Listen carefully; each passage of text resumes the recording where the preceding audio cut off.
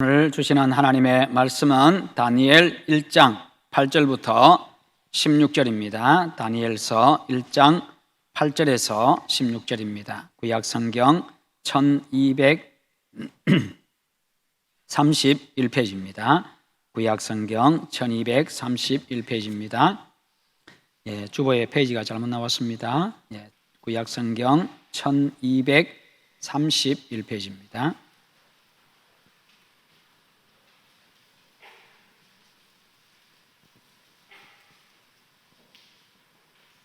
1장 8절에서 16절입니다. 다니엘은 뜻을 정하여 왕의 음식과 그가 마시는 포도주로 자기를 더럽히지 아니하리라 하고 자기를 더럽히지 아니하도록 환관장에게 구하니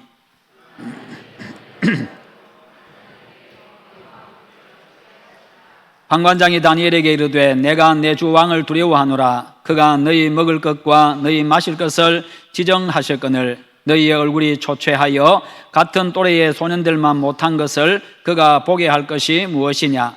그렇게 되면 너희 때문에 내 머리가 왕 앞에서 위태롭게 되리라 하니라.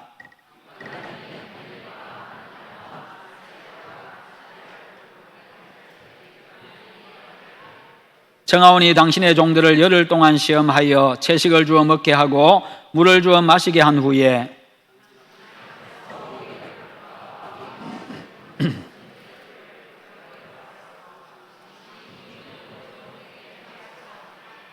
그가 그들의 말을 따라 열흘 동안 시험하더니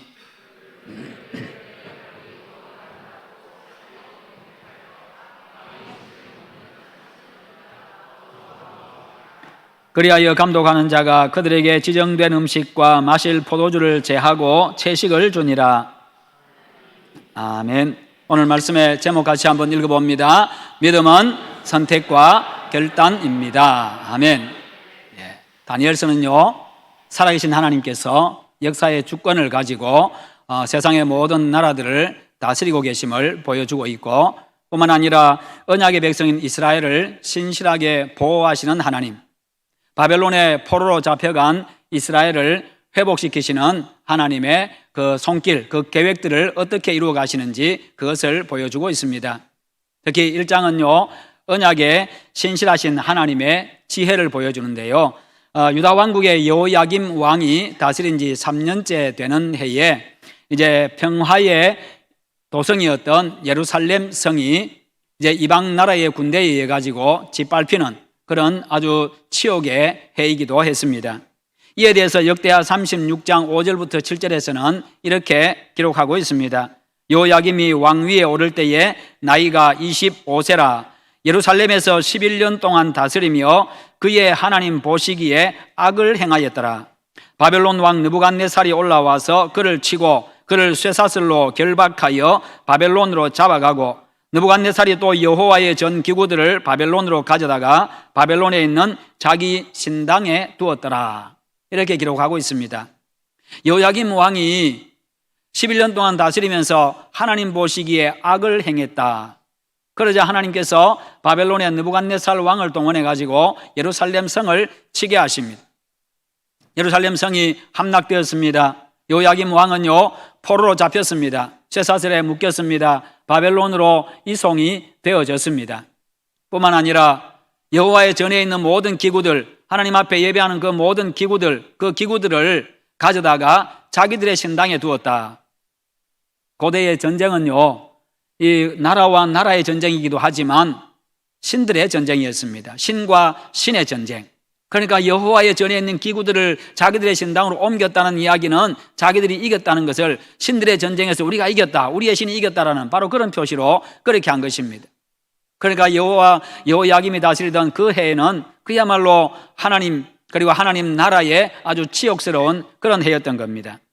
이 사건이 발생하기 4년 전에 여호야김이 유다의 왕이 되었을 때에 하나님은 예레미야 선지자를 통해 가지고 이렇게 경고하셨습니다. 미리 경고하신 적이 있습니다. 예레미야 26장 4절부터 6절에 보면요, 너는 그들에게 이와 같이 이르라. 여호와의 말씀에 너희가 나를 순종하지 아니하며 내가 너희 앞에 둔 내 율법을 행하지 아니하며 내가 너희에게 나의 종 선지자들을 꾸준히 보내 그들의 말을 순종하라고 하였으나 너희는 순종하지 아니하였느니라. 내가 이 성전을 실로같이 되게 하고 이 성을 세계 모든 민족의 저주거리가 되게 하리라 하셨느니라.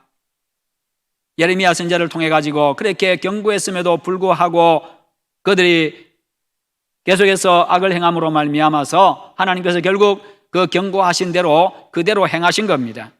여기서 실로같이 되게 한다는 말은요, 이 실로 지역처럼 예루살렘도 하나님과의 언약을 위반할 때에 선택의 복을 상실한다는 것입니다. 하나님으로부터 징계당한다는 겁니다. 버림받는다는 겁니다. 결국 하나님의 경고대로 율법을 거역했던 여호야김과 유다 백성들의 죄로 말미암아서 예루살렘 성전이요 이방인들에 의해 가지고 유린을 당하고 저주거리가 되어졌습니다.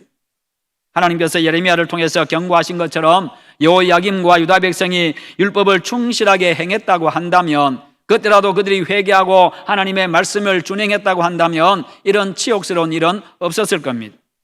그럼에도 불구하고 언약에 신실하신 하나님은요, 포로로 잡혀간 이 유다 백성들에게 회복의 메시지를 선포하기 위해서 다니엘을 준비하셨습니다.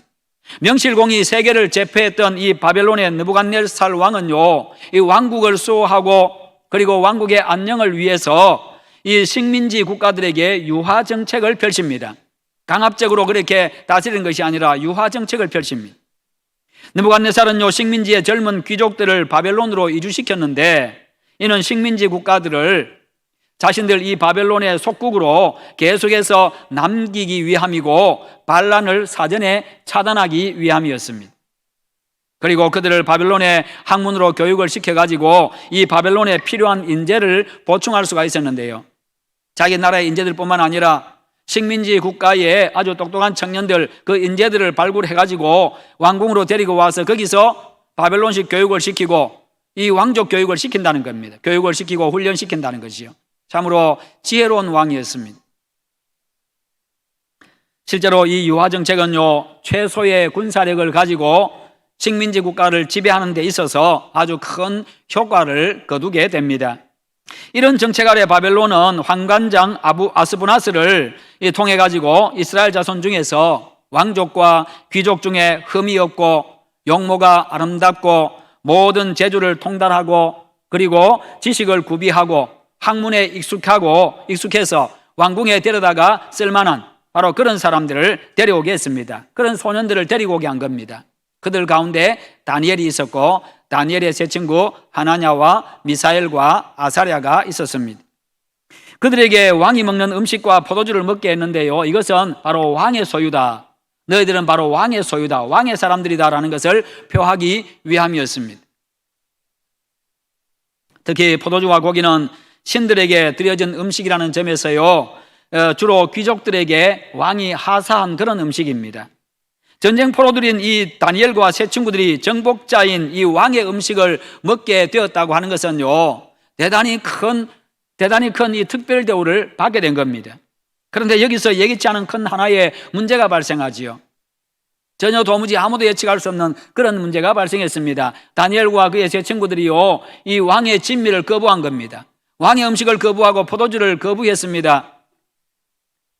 그래서 열흘 동안 자신들에게는 채식과 물을 주고 다른 아이들에게는 그렇게 왕의 음식을 주고, 그렇게 해서 열흘 후에 우리 얼굴 한번 비교해 보십시오. 그래서 어느 쪽의 얼굴이, 누구의 얼굴이 더 기름지고 윤기가 나는지 포동포동 살이 쪘는지 한번 비교해 보라는 겁니다. 그때 가서 우리에게 왕의 음식을 주든지 아니면 이 채식을 주든지 그렇게 하라라고 시켰습니다. 그렇게 요청을 합니다.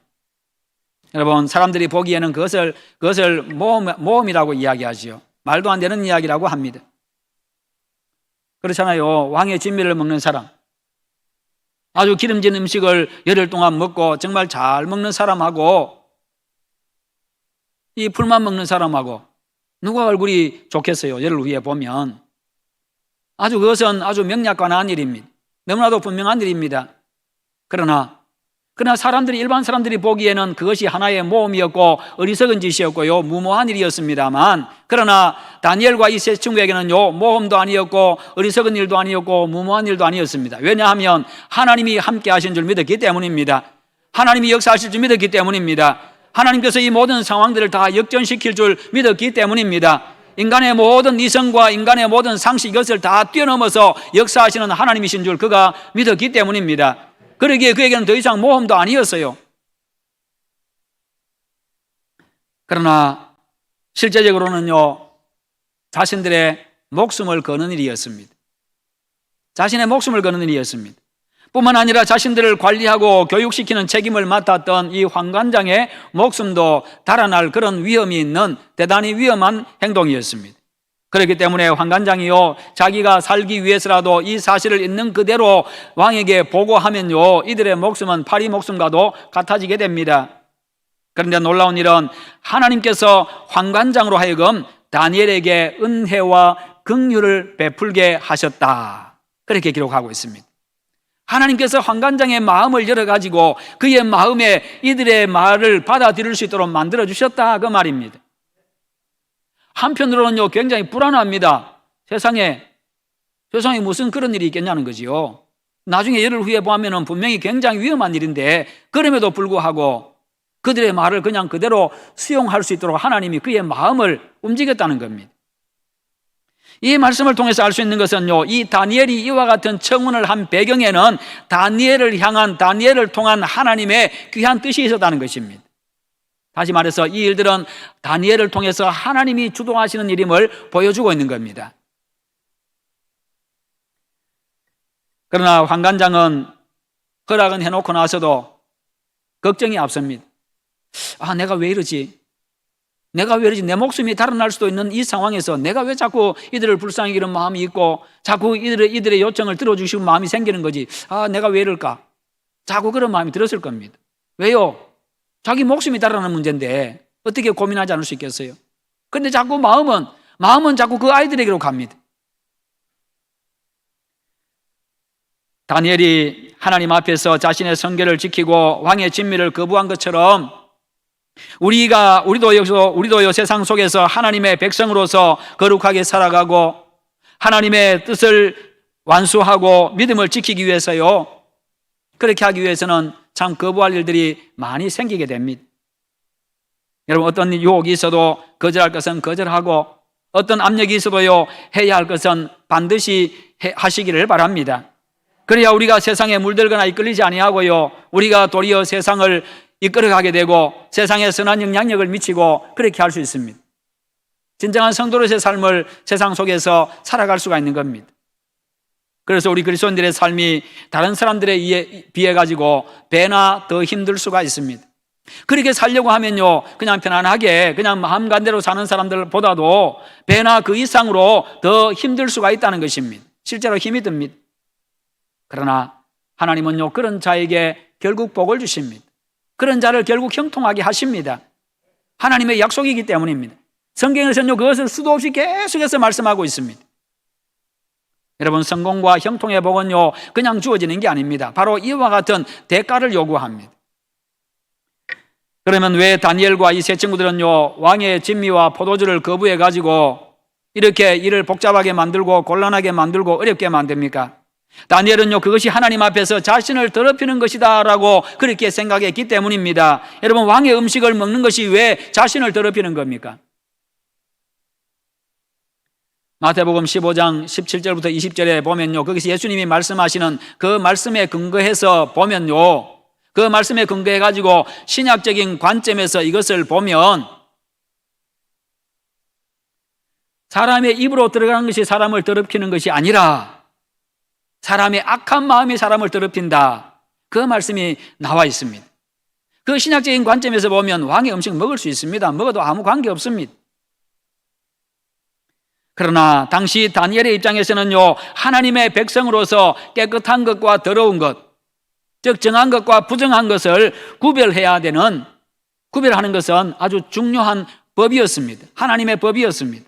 다니엘이 그렇게 생각했던 것을 보면요, 이 왕의 진미와 포도주에는 자신을 더럽힐 만한 어떤 요소가 있었던 것이 분명합니다. 왜냐하면요, 그것은 왕이 먹는 음식은 그들이 섬기는 신에게 먼저 바치는 의식을 행한 이후에 왕에게 바쳤기 때문입니다. 그래서 그는 우상에게 바친 제물을 먹을 수 없다는 것이죠. 우상에게 바쳐진 그 제물 먹는 것은 자신을 더럽히는 것이다, 내 신앙을 더럽히는 것이다 라고 그렇게 생각을 한 겁니다. 그래서요, 그는 결단하고 그것을 먹지 않겠다고 거기에 자신의 목숨을 걸었습니다. 이는 율법주의가 아닙니다. 하나님에 대한 그의 믿음이었고요, 하나님에 대한 그의 사랑이었습니다. 그는 철저하게 그렇게 하나님 중심의 사람이었던 겁니다. 우리의 자녀들도 어릴 때부터 하나님의 말씀으로요 잘 양육하면 세상에 물들거나 이끌리지 아니하고 오히려 세상을 변화시키고 살리고 이끌어가는 자로 세상에서 정말 리더로서의 역할을 잘 감당하면서 그렇게 살아갈 것입니다. 세상 속에서 자기 자신을 잘 지켜내고요 승리자로 살아가게 될 것입니다. 그것이 결국 자신을 위한 것이고 그것이 결국 세상을 위한 겁니다. 그런 사람을 통해서 세상이 변하기 때문이지요. 왕의 진미와 포도주는요 눈으로 보기에는, 그냥 겉으로 보기에는 지금 자신이 지금 다니엘과 그 세 친구들 횡재한 겁니다. 거기에 지금 왕궁으로 다 선발되어서 간 사람들요, 그 아이들 소년들 전부 그야말로 세상적인 말로 하면요 대박 난 겁니다. 지금 대박 나고 횡재한 거지요. 국비장학생으로 뽑혀가지고 먹을 거 다 먹여주고 다 입혀주고 최고의 교육 받고요 장학금까지 받아가면서 그렇게 그들은 지금 교육을 받는 겁니다. 최고의 교육을 받는 거지요. 이 아이들을 빼면요 일반적으로 주변 사람들이 볼 때에 야, 저 집안은 이번에 그냥 쟤들 때문에 저 집안 폈다 그러죠. 폈다. 저 집안 살았다. 대단한 은혜를 입은 겁니다. 엄청난 은혜를 입었지만 그들은 그렇게 그것을 거부했습니다. 여러분, 맛과 풍부한 영양 속에 자신을 결국 파멸로 이끄는 독이 있음을 다니엘이 알았던 겁니다. 그는 호의호식과 세상에서의 출세가 곧 인생의 성공이라고 생각하지를 않았습니다. 하나님의 백성으로 살면서 하나님의 뜻을 이루는 것이 진정한 행복이고 성공이라는 것을 믿었던 겁니다. 그래서 사람들이 횡재했다고 여기고 모든 사람들이 부러워할 만한 것을 자신들이 지금 걷어차고 있는 겁니다. 엄청난 모험을 한 것이지요. 여러분, 이렇게요 넝쿨째로 굴러들어온 그 호박을 아예 그냥 밭대기채로 굴러들어온 호박을 갖다가 발로 걷어차고 버리는 사람, 버리는 거 결코 쉬운 일이 아닙니다. 그렇잖아요. 호박이라고 하니까 그냥 버릴 수 있겠지만 그게 다 돈이 밭대기채로 굴러들어왔다 생각해 보세요. 내 인생 완전히 지금 그 모든 것에서 출세하고 모든 것 호의호식하고 세상에서 최고의 자리에 올라간다고 한번 생각해 보세요. 그것을 거부한다고 하는 것, 그 가능성을 거부한다고 하는 것, 그 기회를 거부한다고 하는 것, 대단히 힘들고 어려운 일입니다. 그런데 왜 그렇게 할 수 있었습니까? 더 가치 있는 게 있었기 때문에, 더 중요한 게 있었기 때문입니다. 여러분, 돈이 다 아니라는 거예요. 먹고 사는 게 다 아니라는 겁니다. 그러나 사람들은요 사람들과의 관계보다 먹고 사는 것 더 중요하게 여기고 돈을 더 중요하게 여기고 그러면서 돈 때문에 인간관계 다 깨버리고 돈 때문에 자기 인생도 포기합니다. 그런데 다니엘은요 그러질 않았어요.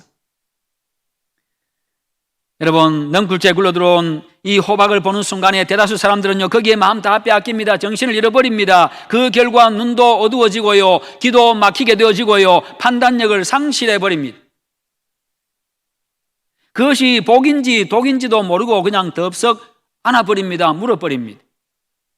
일제강점기에 친일을 했던 사람들은요 거기에 넘어간 사람들이지요. 훗날 그들은 다 손가락질 받는 그런 사람들이 되었습니다. 그때 친일을 해가지고 부동산은 좀 더 가졌을지 모르겠습니다만 돈은 좀 더 가졌을지 모르고 그때는 호의호식했을지 모르지만 지금 다 손가락질 받고 있지요. 후손들까지 손가락질 받고 있습니다. 세상은 우리에게 그렇게 미끼를 던집니다. 그러나 그런 선택과 결단의 순간에 바른 선택과 결단을 하지 못하면 결국 그것이 가시가 되어서 나를 찌르게 되고요 내 폐를 찌르게 되고 독이 되어가지고 나를 죽이게 됩니다. 인생 속에 우리를 망하는 길로 이끌어가는 달콤한 미끼들이 참 많습니다. 사탄이 그렇게 미끼를 던지고 덫을 놓습니다. 그래서 우리의 삶을 무너뜨리려고 하는 우리의 삶은요 우리를 무너뜨리려고 하는 이 사탄과의 영적인 전쟁인 것입니다. 하나님과의 관계에서 우리를 떼놓으려고 하는 그 사탄과의 영적인 전쟁입니다. 음식으로 다니엘과 세 친구를 무너뜨리려고 했던 이 사탄은요, 단지 다니엘과 세 친구만을 자신에게 무릎 꿇고 넘어뜨리려고 하는 것이 아니었습니다. 거기에서 멈추는 게 아닙니다. 그들이 왕궁에서 바벨론의 음식을 먹고 바벨론식 교육을 받고 바벨론의 문화에 다 젖어들게 해서 그야말로 바벨론의 사람, 바벨론의 신을 섬기고 바벨론의 문화와 의식을 다 가지고 있는 진짜 바벨론 사람이 되게 해가지고 자기 민족들에게, 그 유다 백성들에게, 하나님의 택한 백성들이 그 유다 백성들에게 그 영향을 미치게 하겠다는 거지요. 결국 그들이 지도자가 될 것이고 자기 백성들에게 영향을 미치게 될 것이고요. 그렇게 해서 이스라엘 민족 공동체, 하나님의 백성 공동체, 하나님의 백성들을 하나님으로부터 분리시키겠다는 겁니다. 하나님 없는 사람들로 만들겠다는 겁니다. 우상 섬기는 자들로 만들겠다는 것이지요. 이게 바로 사탄의 전략입니다.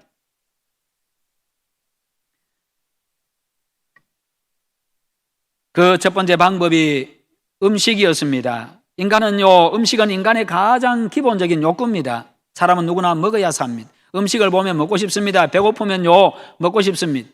거기다가 좋은 음식 보면요, 또 자기도 모르게 욕심이 생깁니다. 그렇죠. 맛있고 좋은 음식 보면 욕심이 생기지요. 여러분, 집에서 일상적으로 매일 세 끼 먹을 때는 그냥 일반적으로 그냥 보통으로 먹잖아요. 어떤 때는 대충 그냥 먹기도 하고, 또 밥도 한 공기 또 한 3분의 2 정도 해가지고 간단하게 식사를 합니다. 그러나 돈을 3만 원, 5만 원씩 내고 뷔페 식당 가면 어떻게 합니까? 눈이 갑자기 커집니다. 갑자기 좋은 음식 보면요, 눈이 커지고 그 다음에 마음에 욕심이 생겨나요. 그러니까 최소 2배 이상은 다 먹습니다. 집에서 먹는 양의 2배 이상은 다 먹어요. 어떤 사람들은 본전은 빼고 가야지 해가지고 갔다 와서 소화제 먹고 토하는 사람도 있고 그런 사람도 있어요. 여러분, 식당 가서 본전 빼면 안 됩니다. 그럼 식당 주인은 뭐 먹고 살아요? 본전 빼면 식당 주인한테 적당하게 이익을 남겨주고 오셔야 돼요. 사람이 그래 욕심이 생긴다는 거예요. 그러나 다니엘과 그의 세 친구가 이것을 거부함으로써 이 사탄의 그 속에 있는 그 사탄의 이 거대한 계획을 완전히 뭉개버렸습니다. 그냥 단순히 음식 하나 거부한 것 같지만 그 사탄의 그 거대한 계획을요, 그 음흉한 계획을 뭉개버렸습니다. 사탄은 40일 금식하신 예수님을 유혹할 때도 어떻게 했습니까? 음식 가지고 유혹했습니다. 돌을 가지고 떡을 만들어 먹으라고. 사탄도 예수님의 능력을 알았지요. 사탄도 예수님이 하나님이신 줄 알았어요. 그러니까 돌 가지고 떡 만들어 먹으라고 이야기하죠. 자기가 안 만들어주고 예수님 보고 만들어 먹으라 하잖아요. 예수님 말씀하시면 돌도 떡이 될 줄 그도 알았던 겁니다.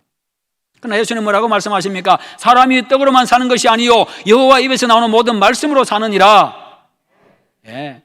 그렇게 말씀으로 사탄을 물리쳐버렸습니다. 왜요? 사탄의 계획을 알았기 때문입니다. 우리가 주님과 가까이 하고 깨어서 기도하고 말씀 위에 서 있으면요, 사탄의 계획이 눈에 보입니다. 사탄은 예수님께서 십자가에 달려 죽지 아니하고 쉽게 세상의 구세주가 되는 그 방법들을 줄기차게 제시를 합니다. 죽지 않고도 세상의 구주가 되게 해준다는 것이 그 당시 예수님에게는 얼마나 매력적인 제안입니까? 예수님이 십자가에 못 박히기 전날 밤에 잡히셨습니다. 로마 군병들에게 잡혔을 때, 잡히기 전에 기도할 때 어떻게 기도하셨습니까? 아버지여, 할만하시거든 이 잔을 내게서 옮기시옵소서. 하나님 아버지, 내가 십자가 지지 않고도 세상을 구원할 다른 방법이 있으면 내 십자가 지지 않게 해주세요. 그렇게 기도한 거예요. 왜요? 십자가의 그 고난, 그 고통이 얼마나 아픈지 알았기 때문에, 그 고통이 얼마나 심한지 알았기 때문에, 육체적인 고통뿐만 아니라 하나님 아버지로부터 버림당하는 바로 그와 같은 영적인 고통 때문에요. 그런데 거기에 죽지 않고도, 아버지로부터 버림받지 않고도, 육체적인 고통 당하지 않고도 세상을 구원할 구세주가 되게 해준다는 그런 방법이 있다고 하는데 얼마나 매력적입니까? 그러나 그것은 결국 그렇게 거기에 따라가게 되면요, 구원 사역을 실패하는 것이고 사탄의 노예가 되는 것이고 세상을 사탄에게 넘겨주는 일이 되고 맙니다. 구세주가, 세상을 구원할 구원자가 하나님이신 그분이 사탄의 노예가 된다. 그거는 있어서는 안 되는 일이잖아요. 여러분, 다른 소년들이 불고기에 삼겹살에 고급 포도주를 마시는 동안 그들은요, 김치 하나, 상추 한 입으로요 새끼를 때웠다고 생각해 보세요. 그것이 쉽지는 않았을 겁니다. 그러나 유혹을 이긴 결과가 어떻게 되었습니까? 그들이 영양실조에 걸렸습니까? 그들이 망했습니까? 죽었습니까? 아니잖아요. 정반대의 결과가 나타났습니다. 참으로 놀라운 일이 벌어졌습니다. 왕의 진미를 먹은 다른 소년들보다 훨씬 보기 좋게 살이 포동포동 쪘습니다. 피부에 윤기가 났습니다. 기름졌습니다. 하나님이 하신 일이었습니다. 그것을 본 감독관이 결국은 국가에서 지정한 음식을 제외하고 그들에게 채소를 줍니다. 뿐만 아니라 17절에 보면요, 하나님이 이 네 소년에게 학문을 주시고 모든 서적을 깨닫게 하시고 지혜를 주셨으니 다니엘은 또 모든 환상과 꿈을 깨달아 알더라. 이 네 소년의 출중한 지혜는 이 세속적인 학문의 수준을 훨씬 뛰어넘게 되었습니다. 왜냐하면 하나님이 그들에게 학문을 주셨고 하나님이 그들에게 지혜를 주셨고 하나님의 지혜를 그들이 받았습니다. 하나님의 지혜를 받으니까 바로 그들이 받은 지혜, 이 지혜와 지식은 바로 신적인 기원을 가지고 있습니다. 신으로부터, 하나님으로부터 온 지혜라는 거지요. 그러니까 인간의 지혜와는 비교할 수 없는 거죠. 세상의 학문에서 얻을 수 있는 그 지식과 지혜는 비교할 수 없는 겁니다. 그렇게 3년의 교육기간을 마치고 다니엘과 그 세 친구가 왕 앞에 나아가서 시험을 치르게 되는데, 이와 관련해가지고 20절에서 이렇게 증언하고 있습니다. 왕이 그들에게 모든 일을 묻는 중에 그 지혜와 총명이 온 나라 박수와 술객보다 10배나 나은 줄을 아니라. 아멘. 왕 앞에서 시험을 치르는데 왕이 묻는 것에 답하는 그 내용들을 보니까 왕궁에서 왕에게 조언하는 그 술객들이나 박수보다도 10배나 더 지혜가 출중하고 총명이 10배나 더 뛰어났다는 것입니다. 10배나 더 지혜롭고 10배나 더 총명했다는 겁니다. 왜요? 하나님이 주신 지혜고 하나님이 총명하게 하셨으니 그럴 수밖에 없는 것이지요. 그러니까요, 이 일들을 통해 가지고 결국에는 고위 관리들도, 특히 이들을 관리하고 교육했던 환관장도, 왕도 하나님의 존재를 인정할 수밖에 없게 된 거지요. 이로써 다니엘과 그의 친구들이 지닌 지혜와 총명은 언약에 신실하신 하나님께서 자기 백성을 회복시키실 그 계획과 바벨론의 수호신들을 괴멸시키기 위한 하나님의 계획이었음을 보여주고 있습니다. 그래서 하나님만이 참신임을 보여주고 있는 겁니다. 그리고 21절에서 보여주는 것처럼 다니엘이 고레스 왕 원년까지 자신의 직무를 그 왕궁에서 수행한 것을 보면요, 이 모든 일의 배후에서 하나님께서 친히 당신의 주권을 행사하고 계셨음을 알 수가 있습니다. 이 모든 일을 계획하고 진행하신 분이 바로 여호와 하나님이시라는 겁니다. 그러니 성공할 수밖에 없는 것이지요. 다니엘이 주전 605년에, 예수님 오시기 605년 전에 바벨론의 포로로 잡혀왔습니다. 그리고 고레스 왕 원년까지, 주전 536년까지, 예수님 오시기 536년 전까지 궁중의 지혜자로 있었다고 하는 것은요, 하나님께서 약속하신 이 70년의 포로 기간이 끝났음을, 가득 찼음을 이야기해 주고 있고, 이로써 그들을 통한 이스라엘의 회복이 지금부터 시작됨을 보여주고 있는 겁니다. 하나님의 구원 역사가 지금 이렇게 이루어져 가고 있습니다. 다니엘을 통해서요.